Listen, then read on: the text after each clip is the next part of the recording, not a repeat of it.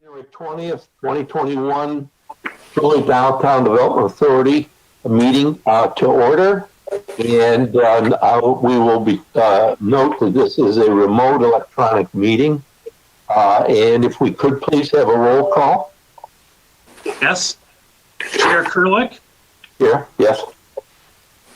Vice Chair Tim Blair? Present. Mayor Baker? Here. Gerald Bush, but I believe she has a conflict this morning.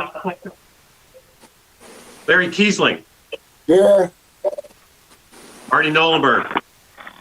Here. Dan McLeish? Here. Ward Randall? Ernie Reschke? Here. Kara Tomczyk-Husak? Here. Kenny Koza? Here. Doug Schroeder? Here. Thank you. Doug Schroeder? Here? Here. And we have a quorum, Mr. Chair. Okay, thank you, Glenn. With that, the next item on the agenda is the resolution to conduct an electronic meeting. And I'd like to turn that over to Lori to handle. Yes, thank you, Mr. Chair. And I know that you have previously passed a resolution to do this, but the state law has changed since then, and there is a new public act that we are now under, and that will go until March 31st, allowing for virtual meetings until March 31st. So we will not make anybody read that resolution, Mr. Chair, since it's already been passed, but we would need somebody to move the resolution as printed in the agenda packet. So moved. Dan McLeish. Okay. Any further discussions or questions? Those in favor, aye. Those opposed? So moved. Who seconded that? Dan. Tim Blair did. Tim Blair did. Thank you, Tim. Okay, sorry. Lori, do I need to go through the whole roll on the vote there? No, it looks like everybody was raising their hands, and it's preferred if we did, but it looks like everybody is unanimous on that, so I think we're okay. Okay, thank you. Okay, the next item we have are the minutes from the October 21st DDA regular meeting. Do we have any comments or corrections? If not, I would entertain a motion to approve. So moved. Second. Okay, would we have that? Kiesling and McLeish, is that correct? Yes. Okay, further discussions? Those in favor, aye? Aye. Aye. Aye. Okay, so moved unanimous. All right. We have the next matter. We have no business per se. The next matter is the new business, and it was the election of officers. So people like to make some recommendations or nominations, or the mayor, presumably. Anybody else? I'll make a motion that we keep everybody as is if they're willing. Yes, sir. Tim? Yes, sir, unless someone else wants it. Okay. And Robert? Yes, that sounds good. Okay. Okay, so we need a motion to adopt. Is there a motion? Was it Mr. Schroeder that moved it? Yes. Okay, second? Second. Any further discussion? Okay, those in favor, aye? Aye. Aye. Opposed? Okay, adopted. Thank you so much. Okay, now we have to deal with the appointment of the city manager as the executive director. And I would like to, of course, nominate Mark to be the executive director. And if we can, can we have a support? Second. Okay, any further discussions? Kurt? Those in favor, aye. Aye.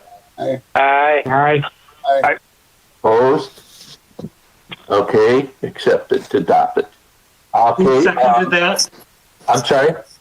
Who seconded that? Dan McLeish. Thank you, Dan. Okay, Glenn. Okay, item C, which is a I-75 reconstruction update.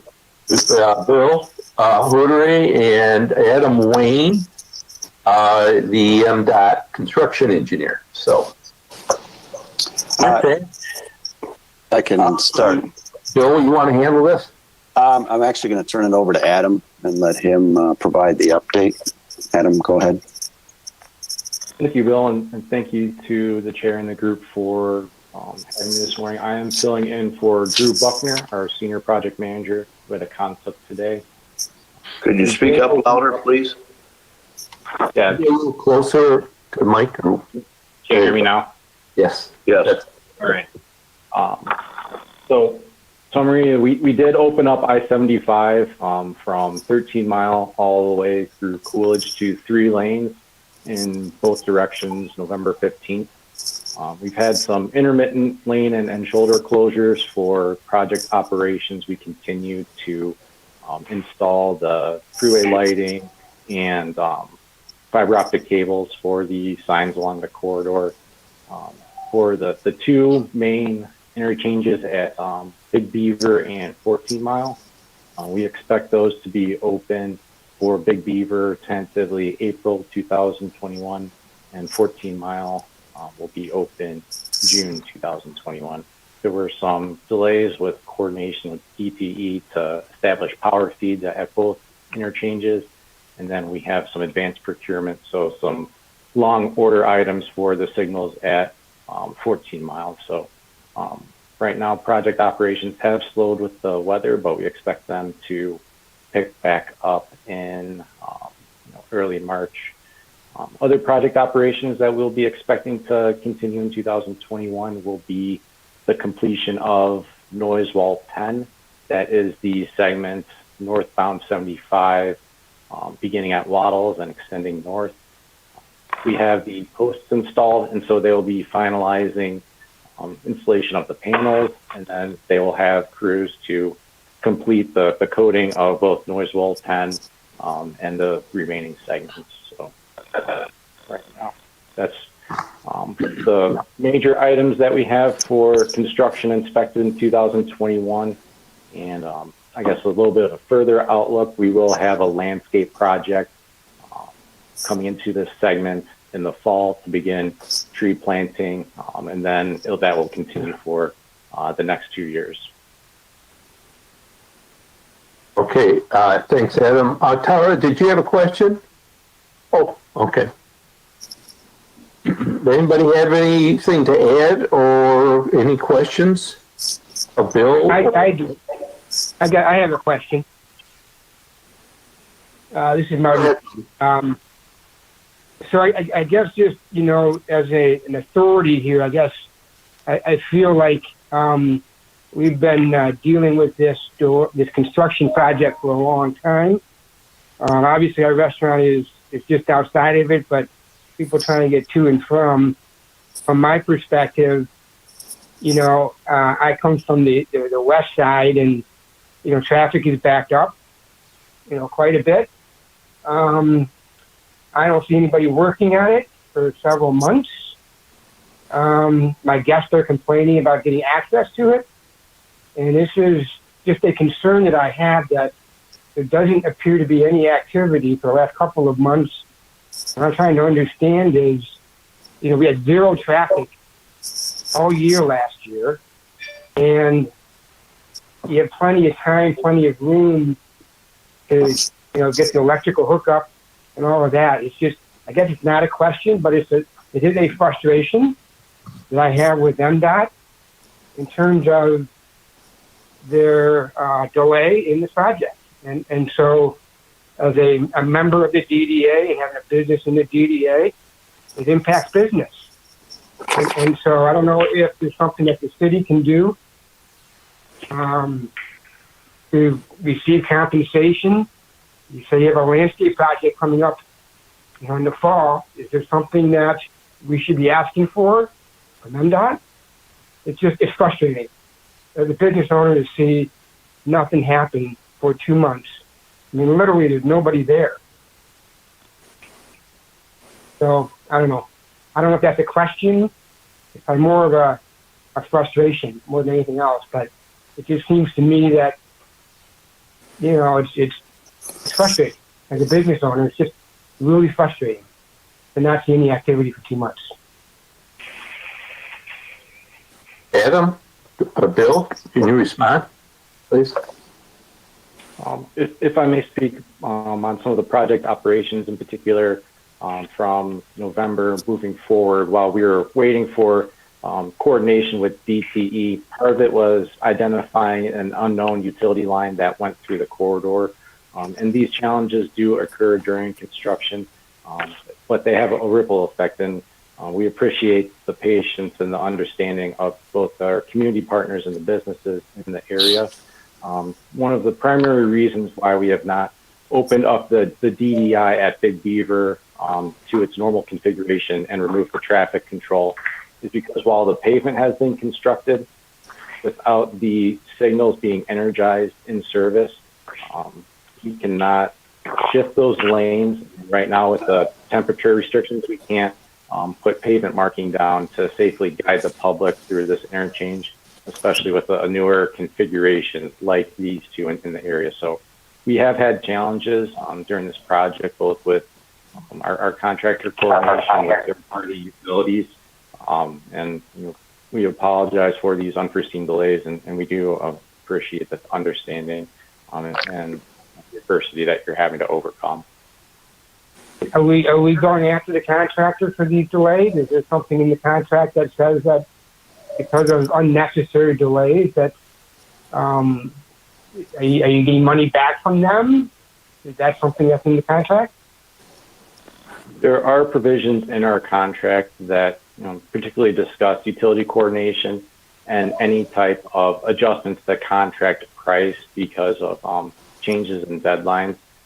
We do have a significant amount of discussions back and forth with the contractor because of delays both associated with the COVID-19 pandemic and other contract items that come into play overall for discussions of compensation. But we do have those mechanisms, and we are exploring their application, in particular for both Big Beaver and 14 Mile. Adam, so tell me, what do you think happened with the DTE delay? Was it that the contractor did not initiate the process, or is it just DTE hasn't gotten around to it? In particular, for this location at Big Beaver, there was an unknown line that the contractor did identify with DTE, and that was towards the beginning of summer. But because of workforce issues, both with staffing on the contractor and DTE side, with DTE, when there's inclement weather, they pull off the job. For our contractor, we have had instances of COVID-19 outbreaks, which has reduced crew time. So it's some compounding factors, and at this point, we're not in the position to speak on if it was specifically DTE, contractor, or a combination of the two. It's part of the process that MDOT's going through in our application of the contract and our execution of the project. This is Dan McLeish. I'm in construction, and so is Alan, and that's not an excuse. Let me tell you, if you have a customer that's got to be into a project, into a building, we break our necks to do whatever we have to. And you can call Edison and get them off their cans because there's no excuse for it. You just got to hit the right guy. I mean, we know everybody down there because we're in the same position. We do development, and we have a timeline. We're losing money. Now, MDOT's not losing money, but the the businesses up and down Big Beaver are losing money because nobody wants to come to the Big Beaver corridor interchange because it's such a pain in the neck to get there. You have one way to get in and one way to get out. And, you know, I think that we, you know, Mr. Mayor, you need to go up higher in the Edison chain to get something going. Because if that's the case, you need to call the president of Detroit Edison. You know, if we're in business, we bust our butt to get at the person that can solve the problem. And Adam, you've got to do that. And if you need more help, if you need some more push behind it, we'll get it for you. But I mean, I feel sorry for the businesses. We're on Big Beaver too. It doesn't affect us so much, but it's really one way in, one way out, and it's jammed at the beginning of the day and jammed at the end down at Rochester Road. That's the only way to get in and out, basically, to make it easy for a customer to come in or a customer to leave. And you got to do some. You know, we're in the private sector, and we do a lot of pushing in order to get it done because we don't get paid until our customer is in the unit or in the building or he is satisfied with what we're doing for them. And Adam, I think you need to maybe go up higher and get some guys to push Edison. If that's the case, I have a hard time believing that it's been 2-3 months that they can't get this thing resolved. I feel sorry for Marty. I know Marty personally. I know his restaurant. And at Alan's restaurant, same thing. You know, nobody wants to come to the Big Beaver corridor because of the construction. It has gone on for too long. Anyway, I'm preaching to the choir probably, but I think the message is pretty clear. If there's anything anybody can do to accelerate, I understand you now have problems with temperature and pavement marking and so on, but you know, everybody in the construction development world knows that probably the most consistently problematic aspect of any project is ETE. They are hands down the most difficult to work with and always put you in crisis mode. And so it's a little disappointing, and I don't know all the facts, but it's a little disappointing that the contractor, being the major contractor they are, didn't understand that early in the process, you get your power distributions in order because it's a nightmare and it's a big job for DTE too. So, it's unfortunate, but I certainly would question when did Walsh get on it, you know? Which to me has something to do with who's responsible here. Are there any other comments? Okay. All right. Well, thank you, Adam and Bill. Anything do you want to add? We'll move on. No. Okay. Okay. Well, thank you, everybody. And let's move on. Robert, you've got our annual financial report, please. Yes, thank you, Chairman. I wanted to let you know that if you look at the third column in your package of the spreadsheet that we have, that's our 2020 actual results. And if you look at that column, you'll see that we had positive results for a net change in fund balance of $667,000 this year. For those of you not familiar with governmental accounting, that would be similar to a net income number of $667,000. This was favorable to budget by over $110,000 and over $200,000 from the prior year. To give you some context, over the past 5 years, we have moved from a fund balance of $147,000 in 2016 to now over $1.6 million. So the plan is working, and now with the refinancing of the debt, this should give the DDA more flexibility to not only pay off the debt, but to fund future projects, as I know you will be discussing in the near future. In the second slide, we have the taxable value, captured value, and then we've updated for the new debt in there. So you can see our interest, if you were looking at what we had budgeted a year ago, our interest now is a lot lower, and our debt is also a lot lower because of the $3.2 million that we paid on the old debt. So we feel very comfortable that we will not only be able to pay the debt, but in the far right column, you'll see we'll be having anywhere around $1 million to $2 million by the end of the debt to have for projects for the DDA. The numbers put together are pretty conservative. I know in talking to Nino, in 2022, we actually have lower commercial values. He's still working on those numbers, and as soon as we get them, we'll update you with those numbers. With that, I didn't know if anyone had any questions for me, and I'd be more than happy to discuss. Mr. Chair, this is Mark. Yeah. Mark. I have a question for Rob. Okay, Rob, so this is for the previous fiscal year, which ended June 30th of 20, correct? Correct. So we being the DDA, received from the Forbes company approximately $4.2 million of cash, which we then deposited. And then we'll get into greater detail in the next item. And we use approximately $3 million to write down the debt. And then there was approximately over $1 million left, which will be, correct, added to that balance. Is that correct, Rob? That's correct. When we budgeted it back in 2021, we assumed that all $4 million were going to go to the fund balance. So we would have had about a $5.6 million fund balance. But what we did was we took $3.2 million of that to pay down our debt, as we had discussed at our last meeting. So you're right. This was at a point in time. This was audited through June 30th, but now we will have an additional $800,000 or so to add to that fund balance.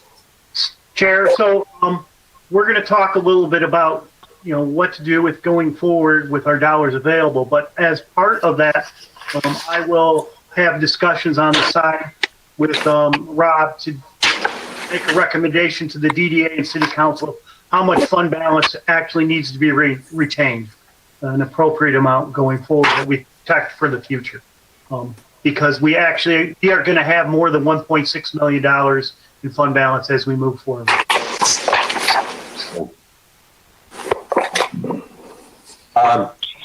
Any questions? Should we hear from Nino, perhaps? Why is there the total taxable value down?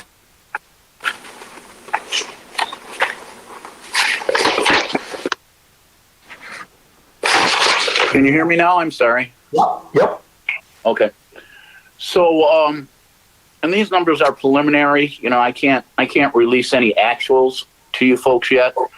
But with the COVID crisis, a lot of the retail sector, the restaurant sector, movie theaters, people like that are suffering large losses to their income stream. Those of you that are in the business know that a loss of income is a loss of value. So I've made a tremendous amount of reductions, not just on the corridor, but throughout the city for those types of property. The thing is, when it's a loss, it comes directly off the taxable value. It's not like I'm saying, the market fluctuated a little bit. It's like, no, these people have a lot less money than they had the year before. So it comes off the taxable value. When things return to normal, then we'll see the values go right back up, because new also goes right onto the taxable value. So a lot of folks in the corridor are getting some very large reductions because of this COVID crisis that we're in. Okay. All right. Good. Not good, but thank you for the information. Not good for anybody. That's right. Somebody's got a mic on that maybe with the shuffling of paper might help. Mr. Chair, actually, if I could ask that everybody who is not speaking put themselves on mute, that would help to have a better meeting. Very good. Okay, if there's nothing else of Robert, then we'll move on to the bond refunding. And Mark, Lori. Thank you, Chair. I'll start off, and then Lori and Rob both can contribute as we see necessary. But I talked a little bit on the previous item. We received the cash from the Forbes company, and obviously, the markets, borrowing markets, bond markets for municipal governments were very favorable to refund our debt. And I want to also outline to everybody that during the Great Recession, the DA really lost its ability to reasonably cover its debt. The city had to back its full faith and credit for the DDA. However, we were doing fairly well. And so then when we got this cash infusion, it just seemed very logical to, one, reduce the risk to both the city and the DDA. And in a weird way, the $3.1 million approximately taxable bonds that were probably due to some reasons in which Lori could get into greater detail, not be refunded, and we use that as cash to write down the debt, and we then refunded the bonds, and it turns out we have approximately $463,000 a year that will be available to expend. And so what we are proposing is that the city city council meet jointly with the DDA to help determine what and how the DDA's plan should be amended and what to do with this money. And I would remind everybody that as of right now, the DDA can only expend funds on one primarily on servicing debt, marketing expenditures, maintenance of the DDA, administrative costs, and the DDA's allocation for any approved QDI, parking structure or stormwater improvements, which we only have one. It's connected to 888 Big Beaver, the Zen Hotel, and that whole overall project. So what I want all of the DDA to know is that we're looking at scheduling a joint meeting in the future, and we're gonna recommend Monday night, February 3rd, a joint meeting with City Council. Now, I don't know if that's going to be exact scheduled as we recommend, but I think that I want the DDA to understand that that's where we're going to really deliberate and talk in great detail on what we should do with the more available funds that we have. And if we go beyond those areas which I mentioned, we're going to have to amend the plan, and that's actually a substantial amount of work and also time. It has there's a 45-day public comment period once it's prepared. So I will kind of reveal what my cards are, and I've discussed this in great detail with Public Works Director Kurt Bovensee. Our existing landscaping all throughout the median is getting aged, needs to be improved, and would be considered maintenance. And I have also discussed that with but that would not include any substantial other improvements that would include any structures or anything of that nature in the interchanges, but would allow us to maintain the existing landscape materials and amend it and add more to it. With that, if I missed anything or if Rob or Lori would like to add more, feel free to. Thank you. I just want to clarify. I think, Mark, you said that the joint meeting was proposed for Monday, February 3rd. It's actually a Wednesday, so I wanted to make sure that that was clarified. Well, I meant we're submitting it to council on Monday, and we're recommending February 3rd. Okay.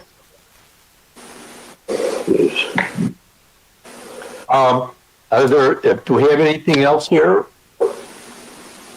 Mr. Chair, I'm just happy to answer any questions. We've already presented this beforehand, so I don't have anything in addition. Right. I mean, what'll be important, of course, is the joint meeting, I believe, right? It's really when it starts to get serious. So, okay, if there's nothing more, no questions? Thank you. Then let's move on to the planning and development update report. And Brent and Glenn, please. Yeah, I can Yes, thank start, you, Mr. Mr. Chair. Go ahead, Brent. Okay, thanks, Glenn. So in terms of development, the most significant project is probably the Zen Apartments. It's located, it's attached to the new parking deck, which is attached to the former Volkswagen building at 888 West Big Beaver. The development is now known as Troy City Center. You've obviously, you're all familiar with what's going on there. It's a pretty impressive looking mixed use development. The apartments are 272 units total, 8 stories. Again, it's attached to the parking deck. It's phased. The shell is completed. What they plan to do is start leasing the first, second, and third floors starting in late summer, and then while they complete the top, the 5th, 6th, 7th, and 8th floor, and they propose that be completed in late fall. And what's significant about this is it's gonna give us residents within the DDA for the first time. So pretty exciting because we talk about walkability, we talk about Big Beaver becoming more of a 24-hour place, and you do that through not only things like office buildings and daytime activity, but nighttime activity with residents actually living in the corridor. So that's very exciting. And with that, I'll hand it off to Glenn. Brent and Glenn, I would like to interject.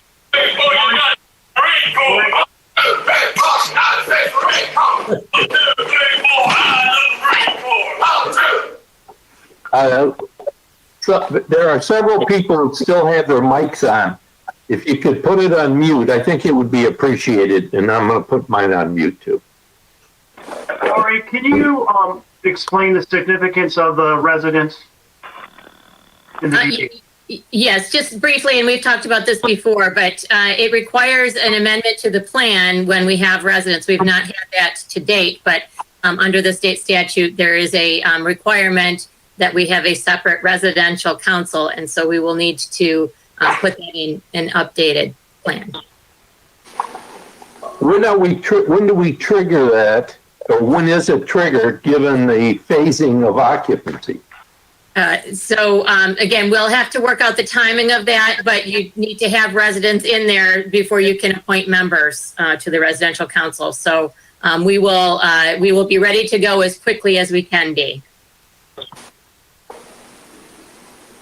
Okay. Are there any questions? Yeah. I'm sorry. Go ahead, Mayor.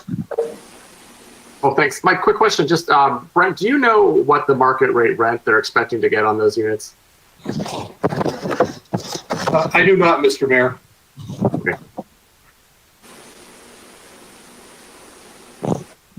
Well, it's going to be an interesting and positive influence, as Glenn has mentioned.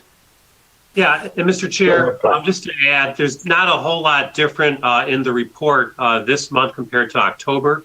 However, since October, a couple of other businesses have opened up.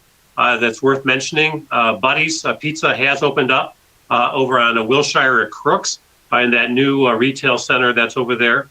And also Condado Tacos, which is opened up in the 888 West Big Beaver development that Brent had mentioned as well as part of their retail mix that is along the street along Big Beaver. So businesses continue to open. Those two in particular, so have experienced and have specialized in carryout.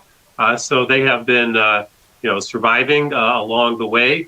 But obviously, the bulk of the restaurants, that have had sit down, and some of the higher end restaurants as well that make it more difficult to do carryout, has had a very difficult time during the past several months. So, will Buddy's have a seating plan, or is it strict? Yes, Buddy's has many seats, including outdoor seating as well. Good. Any further questions? Well, okay, we'll open it up. Do we have any public comments to be brought to our attention here, Lori? I have received no public comment to date. No public comment. Okay, do we have any other comments or thoughts on part of the board or attendees here? All right, I just want to point out that our next regular scheduled meeting is April 21st at 7:30 And depending on what's going on, of course, with COVID, that may change to a 10 a.m. virtual meeting. And if there's nothing more, thank everybody for attending today. Appreciate it. And anything can be done to get opened up on Big Beaver would be certainly appreciated by a lot of people. So with that, I'll adjourn today's meeting. Thank you all. Goodbye.